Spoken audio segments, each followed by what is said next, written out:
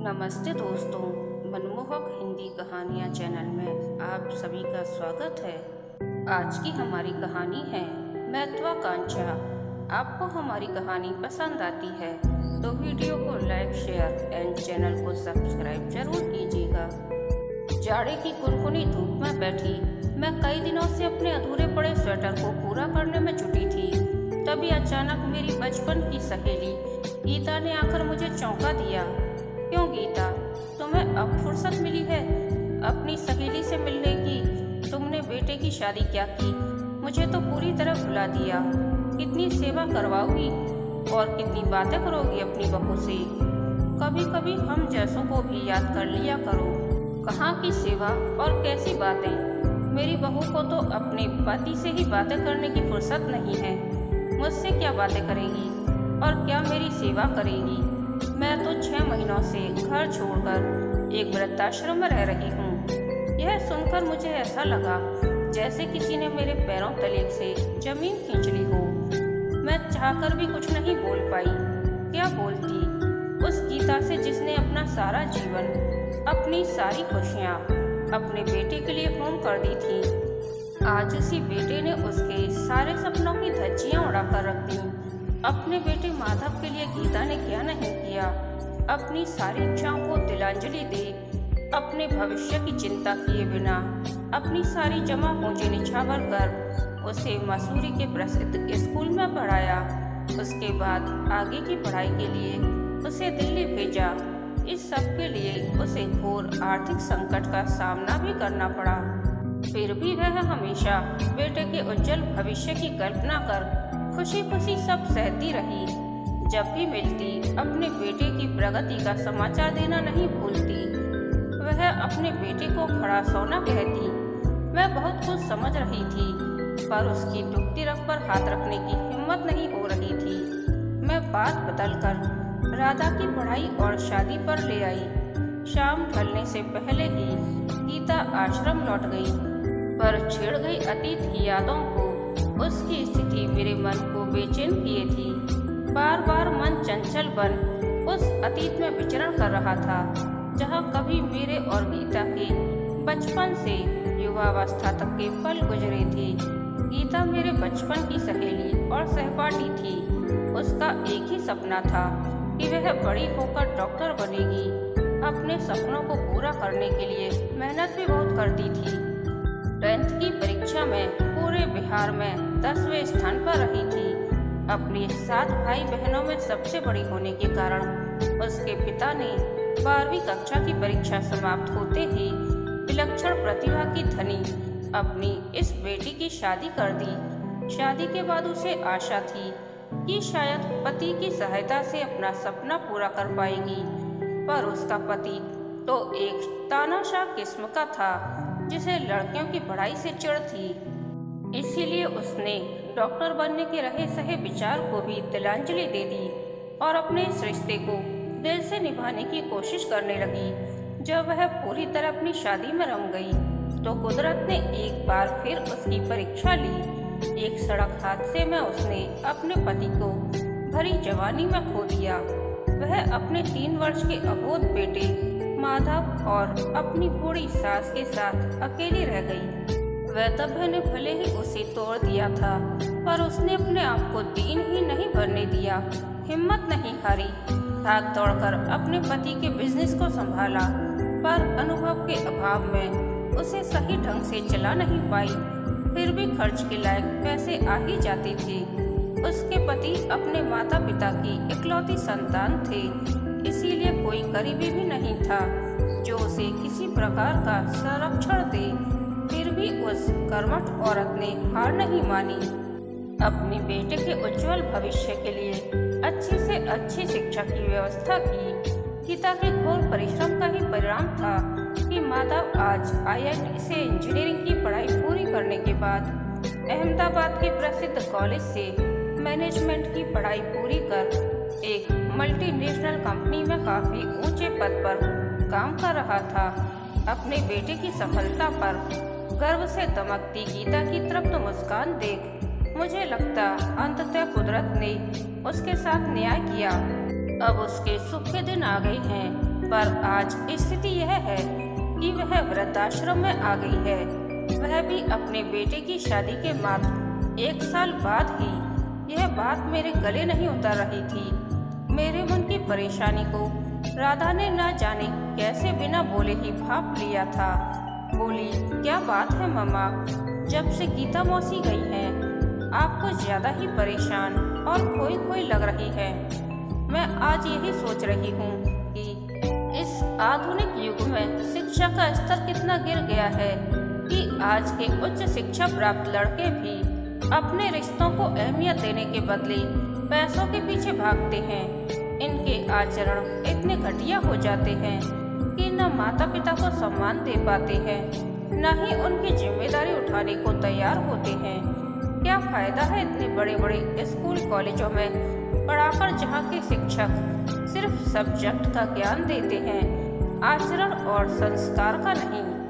मम्मा, आपको बुरा लगेगा, पर आप हमेशा अपने संस्कारों और संस्कृति की दुहाई देती हैं और यह भूल जाती हैं कि समय में परिवर्तन के अनुसार इनमें भी बदलाव स्वाभाविक है। आधुनिक युग में शिक्षा नौकरशाही प्राप्त करने को साधन मात्र रह गई है, जिसे प्राप्त करने के लिए आचरण चंद लाइनों में लिखी इबारत होती है। फिर आचरण का मूल्य ही कहाँ रह गया है। शिक्षक भी क्या करे, उन्हें सिर्फ लक्ष्य प्राप्ति का माध्यम मान लो पैसों से तोलते हैं। जब माता पिता को बच्चे के आचरण से ज्यादा किताबी ज्ञान प्राप्त करने की चिंता रहती है, तो शिक्षक भी यही सोचते हैं कि भाड़ में जाए संस्कार और संस्कृति। जिसके लिए वेतन मिलता है उसी पर ध्यान दो, क्योंकि अर्थ ही आज के समाज में लोगों का कत्ल करता है।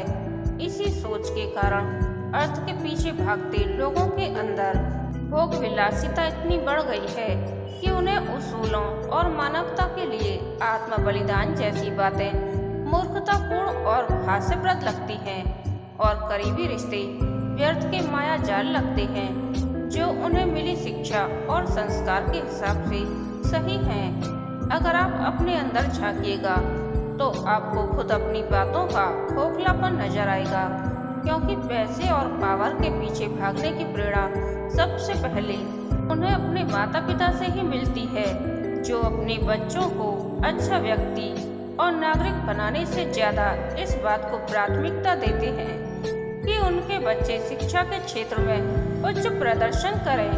उनके नंबर हमेशा अपने सहपाठियों की तुलना में ज्यादा हों, यहाँ तक कि अपने बच्चों के अभ्युत्थान के लिए अपनी सामर्थ्य से ज्यादा संसाधन प्रयोग करते हैं, जिसका बोझ कहीं न कहीं बच्चों के दिलो दिमाग पर रहता है। माता पिता की यही लालसा शिक्षा के रचनात्मक विकास के बदले तनाव, चिंता और आक्रोश का कारण बनती है, और कभी कभी आत्महत्या का भी। मम्मा, क्या अब भी आपको लगता है कि सारा दोष इस नई पीढ़ी का ही है? अगर लड़कियां रिश्तों से ज्यादा अपने कैरियर को अहमियत दे रही हैं, तो इसमें उनकी क्या गलती है? उनकी यह सोच उनके अपने ही माता पिता और बदलते समय की देन है। पुरुष तो वैसे भी भावनात्मक तौर पर इतने अहमवादी होते हैं कि अपने कैरियर को परिवार के लिए विराम देने की बात सोच भी नहीं सकते। तो लड़कियां ही सारे त्याग क्यों करें? यह आपसी टकराव सारे रिश्तों की धज्जियां उड़ा रहा है। इस स्थिति को आपसी समझदारी से ही सुलझाया जा सकता है, नई पीढ़ी को कोसने से नहीं। चुप क्यों हो गई? और बोलो। नैतिक मूल्यों को त्याग, सिर्फ भौतिक साधनों से लोगों को सुखी बनाने की बातें करो।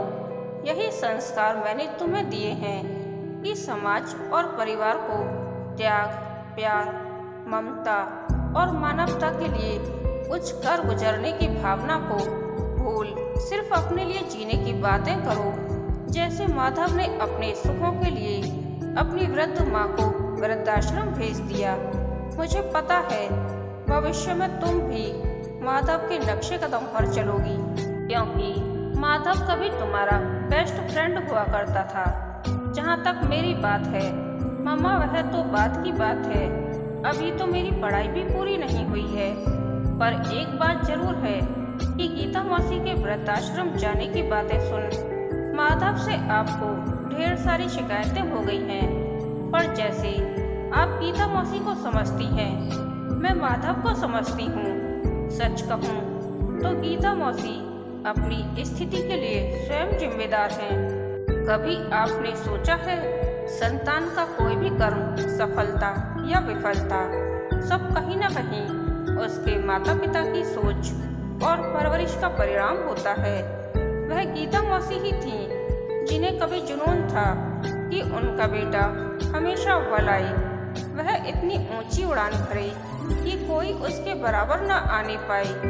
नाते रिश्तेदार सब कहें कि देखो यह गीता का बेटा है, जिसे गीता ने अकेले पति के बिना भी इतने ऊंचे पद पर पहुंचा दिया जहां बिरले ही पहुंच पाते हैं। आपको याद है मम्मा? याद कैसे नहीं होगा। गीता मौसी अपना हर फैसला तो आपकी सलाह से ही लेती थी। माधव की दादी शीला देवी जीवन की अंतिम घड़ियां गिन रही थीं। उनके प्राण अपने बेटे की अंतिम निशानी माधव में अटके हुए थे। बार बार उसे बुलवाने का अनुरोध कर रही थी। उस समय माधव दिल्ली में IIT की प्रवेश परीक्षा की तैयारी कर रहा था, पर गीता मौसी ने उसे पटना बुलाना जरूरी नहीं समझा। उनका कहना था कि अगर वह फ्लैट से भी आएगा तो भी 2 दिन बर्बाद हो जाएंगे और फिर दादी को देख डिस्टर्ब हो जाएगा। वह अलग। उन्होंने शीला देवी के बीमार होने तक की सूचना माधव को नहीं दी, क्योंकि माधव भी अपनी दादी से बेहद प्यार करता था। यहाँ तक कि शीला देवी का देहांत हो गया तब भी माधव को सूचित नहीं किया। माधव का जब IIT में चयन हो गया और वह पटना आया तब उसे पता चला कि उसकी दादी नहीं रही। वह देर तक फूट फूट कर रोता रहा, पर गीता मौसी अपनी गलती मानने के बदले अपने फैसले को सही बताती रही। ऐसा कर माधव के अंदर स्वार्थ का बीज तो खुद उन्होंने ही डाला। अब वह हर रिश्ते नाते और अपनी खुशी तक को भुला सिर्फ अपने करियर पर ध्यान दे रहा है। तो क्या गलत कर रहा है? माँ का ही तो अरमान पूरा कर रहा है। माधव गीता मौसी की कसौटी पर पूरी तरह खरा उतरा। उसने अपनी माँ की सभी इच्छाएं पूरी की। उसके बदले वह अपनी माँ से सिर्फ इतना ही चाहता था कि जिस लड़की से वह प्यार करता है उसके साथ गीता मौसी उसकी शादी करवा दें। उसकी बात मानने के बदले गीता मौसी ने हंगामा बरपा दिया, क्योंकि उन्हें जुनून था कि उनकी बहू भी ऐसी हो जो नौकरी के मामले में उनके बेटे से कतई 19 न हो। माधव जिससे प्यार करता था वह लड़की अभी पढ़ ही रही थी। अपनी महत्वाकांक्षा के आगे उन्होंने माधव की एक नहीं सुनी, न ही उसकी खुशियों का ख्याल किया। उन्होंने साफ साफ कह दिया कि वह मखमल में टाट का पैबंद नहीं लगने देंगी। उन्होंने अपनी जान देने की धमकी दे माधव को फैसला मानने पर मजबूर कर दिया और उसकी शादी अपनी पसंद की लड़की रुक्मणी से करवा दी। अपनी सोच के अनुसार उन्होंने अपने बेटे के जीवन को एक नई दिशा दी, अपनी सारी इच्छाएं पूरी की। पर अब हाल यह है कि बेटा बहू दोनों काम के बोझ तले दबे हैं। कभी माधव घर से महीने भर के लिए बाहर रहता है, तो कभी रुक्मणी, तो कभी दोनों ही। एक दूसरे के लिए भी दोनों न समय निकाल पा रहे हैं, न ही परिवार बढ़ाने के बारे में सोच पा रहे हैं। फिर गीता मौसी के लिए वे कहाँ से समय निकालें? दोनों में से कोई भी अपनी तरक्की का मौका नहीं छोड़ना चाहता है। रुक्मणी वैसे अच्छी लड़की है, पर अपने कैरियर से समझौता करने के लिए किसी भी शर्त पर तैयार नहीं है। यह सोच उसको अपनी माँ से मिली है। वह अपने माता पिता की इकलौती संतान है। बचपन से ही उसमें यह जुनून इसलिए भरा गया था कि लोगों को दिखा सकें कि उनकी बेटी किसी के लड़के से कम नहीं है। दुनिया चाहे कितनी भी बदल जाए, पर मम्मा किसी रिलेशनशिप में सबसे बड़ी होती है आपसी अंडरस्टैंडिंग। अगर हम अपने नज़रिए से सोचते हैं तो वह अपने लिए सही हो सकता है, पर दूसरों के लिए जरूरी नहीं कि सही हो। आपको अच्छा नहीं लगेगा, पर गीता मौसी ने अपना हर फैसला खुशियों को केंद्र में रख कर लिया, जो उनके लिए जरूर सही था पर माधव के लिए नहीं। अपने फैसले का परिणाम वे खुद को भोग ही रही हैं। कहीं न कहीं माधव भी अपने प्यार को खो देने का गम भुला नहीं पा रहा है। राधा की बातें सुन मैं हतप्रभ रह गई। वास्तव में हम अपने बच्चों में कैरियर को लेकर ऐसा जुनून भर देते हैं कि पूरी उम्र उनकी जिंदगी मशीन बनकर रह जाती है। राधा के अत्यधिक बोलने और आंखों में अस्पष्ट असंतोष और झिझक देख मेरे दिमाग में बिजली सी कौंध गई। मैं अपने को रोक नहीं सकी। बोली, कहीं माधव तुमसे तो प्यार नहीं करता था? मेरी बात सुन वह पल भर को चौंकी, फिर अचानक उठ खड़ी हुई, जैसे अपनी मन की वेदना को संभाल नहीं पा रही हो, और मेरे गले से आ लगी। उसकी आंखों से आंसुओं का सैलाब उमड़ पड़ा। आज पहली बार मुझे अपनी गलती का एहसास हुआ। पश्चिमी सभ्यता की चकाचौंध में हमारी आंखें इस कदर चौंधिया गई हैं कि हम समृद्धि और ऐशो आराम की चीजों को ही अपनी सच्ची खुशी समझने लगे हैं। हालांकि जल्द ही हमें इनसे ऊब होने लगती है।